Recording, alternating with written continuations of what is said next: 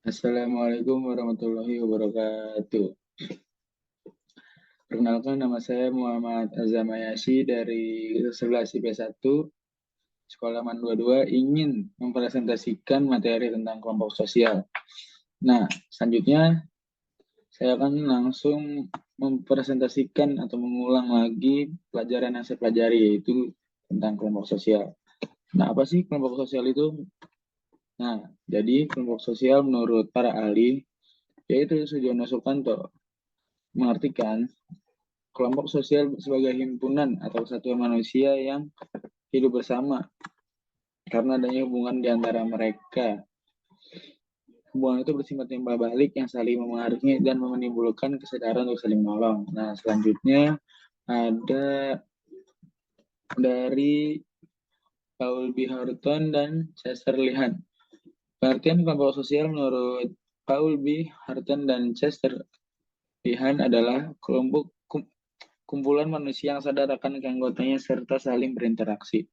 Nah, yang ketiga dari Robert Bierstedt, yang artinya pengertian kelompok sosial menurut Robert Bierstedt adalah kumpulan orang yang sadar untuk berhubungan satu sama lain tetapi tidak terikat dalam organisasi. Nah, selanjutnya kriteria kelompok sosial. Nah, satu, di sini ada setiap anggota kelompok sadar bahwa dia merupakan bagian dari kelompok yang bersangkutan. Kedua, ada hubungan timbal balik antara anggota yang satu dengan anggota yang lainnya. Yang ketiga, ada satu faktor yang dimiliki bersama sehingga hubungan antara mereka bertambah erat. Misalnya, nasib yang sama, kepentingan yang sama, tujuan yang sama, ideologi politik sama, dan lain-lain. Keempat, berstruktur, berkaidah, dan mempunyai pola perilaku. Yang kelima, bersistem dan berproses. Nah, selanjutnya ciri-ciri kelompok sosial itu ada 4. Yang pertama ada terdiri dari 2 orang atau terus bertambah. Kedua, terdapat komunikasi dan interaksi. Yang ketiga, ada minat dan kepentingan bersama.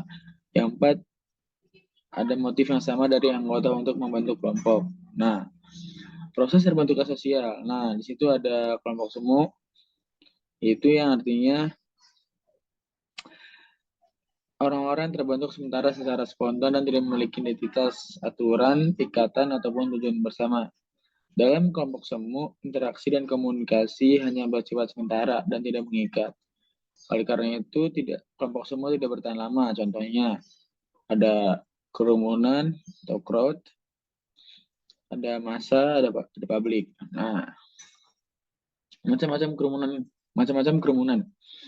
Yang pertama ada kerumunan terencana atau plan expressive group. Yang kedua ada kerumunan santai namun tidak nyaman. Ketiga, kerumunan panik. Keempat ada spektator casual crowd. Yang kelima ada kerumunan yang melawan hukum. Yang terakhir ada kerumunan yang berlawanan dengan moral. Nah, selanjutnya dilihat dari jarak longgar antar hubungan anggota. Yang pertama tuh ada paguyuban dan ketebayan. Nah, paguyuban tuh diartikan sebagai kelompok atau asosiasi, sedangkan patembayan diartikan sebagai masyarakat atau masyarakat modern. Nah, patembayan merupakan bentuk kehidupan bersama di mana anggotanya mempunyai hubungan yang sifat sementara dan disatukan oleh pemikiran yang sama. Selanjutnya, menurut pendapat Robert Kemerton tentang kelompok sosial. Nah, di sini tuh ada 2, ada membership dan reference group. Yang pertama, membership group yaitu kelompok sosial yang dimana setiap anggotanya dapat secara jelas menjadi anggota dan juga bagian dari suatu kelompok. Yang kedua ada reference group, kelompok patokan yaitu kelompok keanggotaan. Nah, dilihat dari sudut pandang individu. Nah, di sini tuh ada 2 jenis. Pertama ada in-group, ada out-group. In-group adalah kelompok sosial yang dari sudut pandang individu tertentu merupakan kelompok yang mereka tempati atau individu sebagai anggota dari kelompok tersebut. Yang kedua ada out-group, adalah kelompok sosial yang dari sudut pandang individu tertentu bukan merupakan kelompok yang mereka tempati atau sebagai lawan dari in-group. Contohnya kelas IPA, kelas IPA. Pola hubungan antar kelompok ada akulturasi, ada dominasi, paternalisme, integrasi, dan pluralisme. Nah, Akulturasi adalah jenis gabungan yang berasal dari dua macam kebudayaan dan masih memiliki sisa kebudayaan pada masing-masing.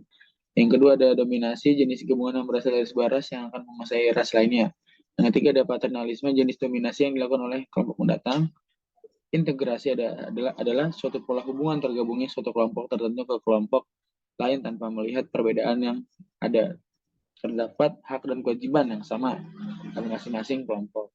Dan yang terakhir ada pluralisme, adalah pola hubungan yang mengakui adanya persamaan hak setiap orang, setiap kelompok atau masyarakat majemuk, yaitu suatu masyarakat yang terdiri dari berbagai macam kelompok membaur jadi satu kesatuan. Nah, selanjutnya ada materi tentang kesetaraan dan harmoni. Nih, ada.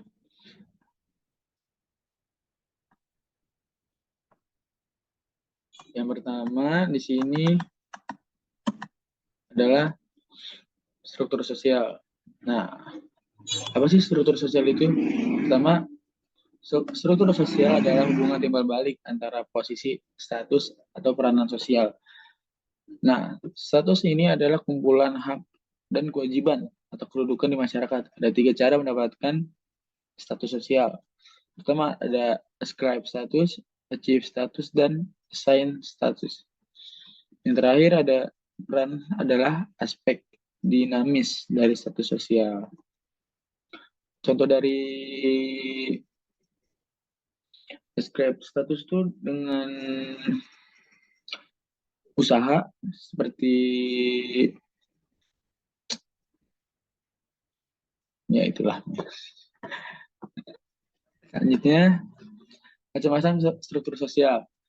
Ada horizontal dan vertikal. Nah, horizontal itu ditandai dengan adanya kesatuan sosial berdasarkan perbedaan suku bangsa, agama, dan adat. Kalau vertikal ditandai dengan adanya kesatuan sosial berdasarkan perbedaan lapisan sosial. Nah, selanjutnya diferensiasi sosial. Apa sih diferensiasi sosial itu? Diferensiasi sosial adalah klasifikasi penggolongan terhadap perbedaan-perbedaan tertentu, biasanya sama atau sejenis. Bisa dikatakan juga struktur sosial horizontal. Nah, di sini ada kemajemukan sosial dan heterogenitas sosial. Kalau kemajemukan sosial tuh pengelompokan berdasarkan ras, etnis, klan, dan agama. Kalau heterogenitas adalah perbedaan profesi dan jenis kelamin. Bentuk-bentuk diferensiasi sosial itu ada 6, ada ras, etnis, klan, agama, dan jenis kelamin. Kalau yang terbuka tuh profesi. Kalau yang tertutup adalah ras, etnis, klan, dan agama, dan jenis kelamin. Karena semua itu sudah bawaan sejak kita lahir. Sedangkan kalau profesi, kita masih bisa untuk mengeksplor lagi, makanya itu terbuka. Nah, selanjutnya adalah stratifikasi sosial. Pengertiannya adalah penggolongan masyarakat dalam kelas yang disusun secara bertingkat. Stratifikasi sosial dapat disebut pula sebagai lapisan antar masyarakat. Kondisi yang mendorong stratifikasi juga ada 3, perbedaan ras dan budaya, 2, pembagian tugas yang terspesialisasi, dan 3 adalah kelangkaan. Nah, dasar-dasarnya terbentuknya stratifikasi sosial ada 4, kekayaan, kekuasaan, keturunan, dan pendidikan. Nah, selanjutnya ada sifatnya, ada tertutup, terbuka, dan campuran. Kalau tertutup bersifat diskriminatif, kalau terbuka bersifat demokratis, yang berarti anggotanya bebas berpindah strata sosial. Kalau campuran itu kombinasi antara stratifikasi sosial tertutup dan terbuka. Nah, selanjutnya adalah mobilitas sosial. Pengertian mobilitas sosial adalah perpindahan status sosial yang kita miliki, individu atau kelompok, masyarakat ke status sosial lainnya. Nah, bentuk-bentuknya itu ada 5, ada vertikal, horizontal, intragenerasi, antargenerasi, dan geografis. Kalau vertikal, perpindahan individu atau kelompok dari suatu kedudukan sosial ke kedudukan lainnya secara tidak sejajar. Contohnya, social climbing dan social sinking. Kedua, ada horizontal, yaitu perpindahan individu atau kelompok sosial lainnya sejajar atau sederajat. Yang ketiga ada intragenerasi, perpindahan atau perubahan status kedudukan dalam satu generasi yang sama. Kalau antar generasi adalah perubahan status kedudukan sosial dengan generasi yang berbeda. Yang terakhir adalah perpindahan individu atau kelompok dari suatu daerah ke daerah yang lainnya. Nah, selanjutnya ada saluran mobilitas sosial. Ini tuh kelompok atau organisasi mobilitas sosial. Pertama ada angkatan bersenjata, kedua ada lembaga keagamaan, ketiga ada lembaga pendidikan, keempat ada lembaga politik, dan kelima perkawinan, keenam organisasi ekonomi, dan yang terakhir adalah organisasi keahlian. Nah, selanjutnya kita akan masuk ke keteraturan sosial. Apa sih pengertian keteraturan sosial itu? Nah, keteraturan sosial merupakan suatu keadaan di mana hubungan sosial yang berlangsung di antara anggota masyarakat berlangsung selaras, serasi, dan harmoni sesuai dengan norma dan nilai yang berlaku dalam masyarakat. Nah, syarat-syarat keteraturan ada 3. Pertama, terdapat kesadaran warga terhadap pentingnya keteraturan sosial. Yang kedua, terdapat norma sosial yang dianggap sesuai dengan keadaan dan peradaban yang terjadi pada kehidupan masyarakat kini. Yang ketiga, terdapat aparat hukum atau penegak hukum dalam lembaga hukum yang konsisten. Nah, unsur-unsurnya itu ada 4 unsur-unsur keteraturan sosial. Pertama ada tertib sosial, order, KJG, dan pola. Tertib sosial itu adalah satu keadaan masyarakat dengan kehidupan tertib dan teratur sebagai hasil dari interaksi sosial harmonis. Yang kedua, order, sebuah sistem nilai dan norma yang berlaku, diakui dan dipatuhi seluruh anggota masyarakat. Yang ketiga, keajegan, suatu keteraturan sosial yang reguler atau rutin sebagai hasil dari interaksi sosial yang mengalami pelembagaan.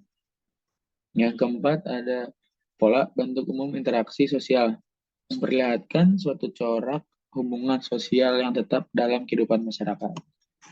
Nah, faktor pendorong dan penghambat keteraturan sosial. Faktor pendorongnya ada 4, kerjasama, akomodasi, asimilasi, dan akulturasi. Yang faktor penghambat adalah persaingan, kontroversi, dan konflik. Nah, sekian dari saya, materi yang saya sampaikan. Mohon maaf jika ada kata-kata yang kurang berkenan atau yang kurang enak untuk didengar. Sekian dari saya. Wassalamualaikum warahmatullahi wabarakatuh. Wow.